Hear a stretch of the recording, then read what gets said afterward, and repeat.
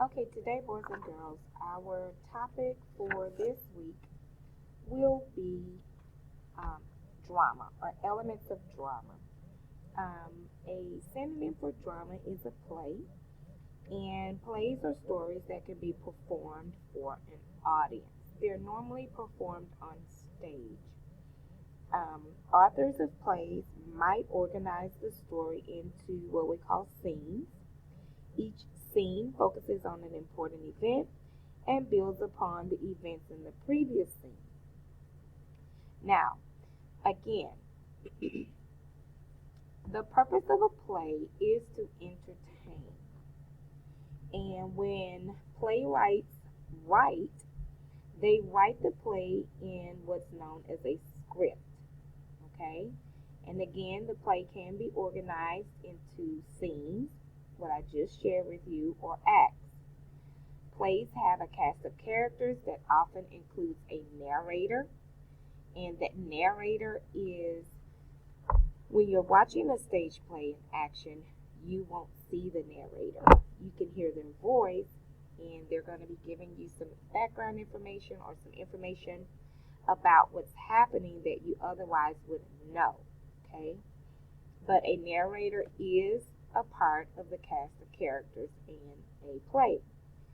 And again, a play tells a story, and the story is told through the characters, what we call dialogue, in their actions. The dialogue is what the characters are saying to one another. Of course, when we're viewing a play in person and we are a part of the audience in person, we can actually hear the dialogue and see what characters are speaking to one another. But when we are reading a play in written form, the dialogue, of course, cannot be heard. We use clues such as quotation marks to know when a character is speaking. And then we use stage directions to tell us how the actors or the characters should move, how they should be moving, if we could picture it in our minds, and how they should be delivering their words, and we can kind of imagine what it might sound like because of those stage directions. Okay. Um, Characters normally speak in natural language or what we call dialect. And I'll be talking to you in just a few seconds about what dialect is. That's probably a word that you've not heard before. But I do want to talk to you a little bit about plot. Stories, plays, they all have plot, right? That's that roller coaster that we've been talking about all year. And it's going to have a conflict and there's going to be a resolution, okay? Sometimes plays will have a theme or a lesson that you can learn or advice that you can take away with you as the reader or the audience, okay? Now, just a little bit more about characters. Authors bring their characters and their subjects to life in 5 key ways.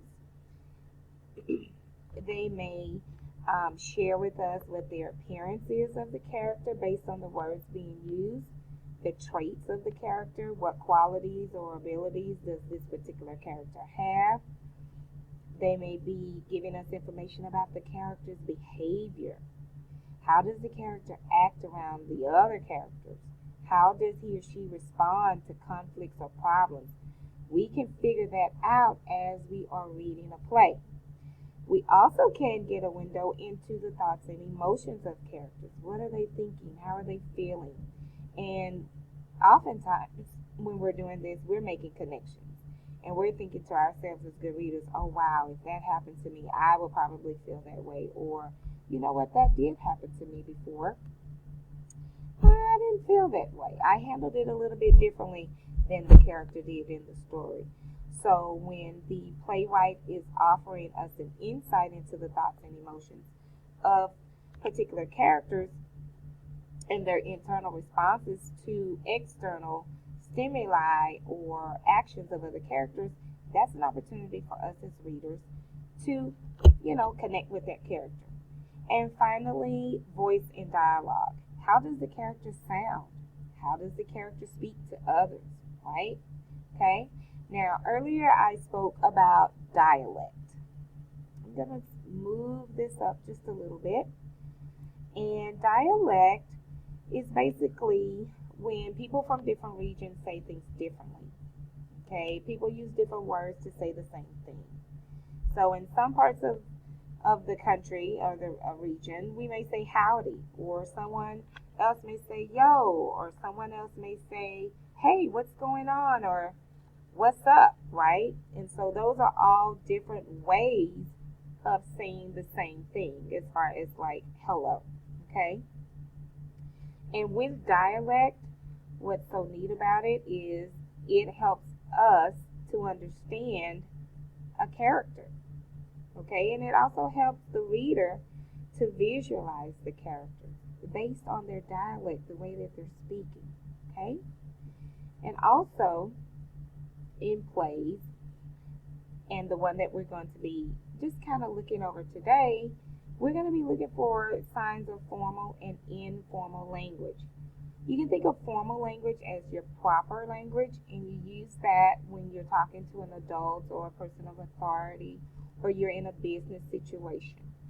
Informal language is casual, and that's normally when you're talking to your friends, text messaging, or if you're just at home and your speech is not as focused as it normally would be. So I want us to, when we're looking at this play today, I want us to see if we can spot examples of formal and maybe informal language in the play The Miracle of Spring. But what I want us to do now, I want us to go ahead and get out our reading journals. And what we're going to do is we are going to ultimately take notes on our anchor charts. And remember, you can make those anchor charts as colorful as you would like, okay? And then after that, we have a quick Kahoot game that we're going to play together just to kind of go back over the terms that Ms. Johnson has discussed. And then we are going to dive right in to The Miracle of Spring drama. And we're going to put our detective hats on and determine the different elements that we're able to find. All right, I will see you on the other side of The Miracle of Spring.